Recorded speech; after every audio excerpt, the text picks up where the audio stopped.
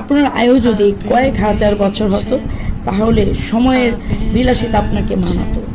এত অল্প আয়ুতে মন খারাপ, কষ্ট, পচা ব্যাপার স্যাপার গুলোতে সময় নষ্টের সুযোগ করি। ফ্যামিলিকে সময় দিন, ভালো বই পড়ুন, টুক করে বেরিয়ে পড়ুন। আসুন চমৎকার কোনো জায়গায় রাত জাগা জেগে আকাশের দিকে তাকাই, সূর্যোদয় দেখি, সূর্য অস্ত দেখি, পাখির গান শুনি, সন্ধ্যায় কলকাকলিতে নিজেকে বিলীন করে দিই।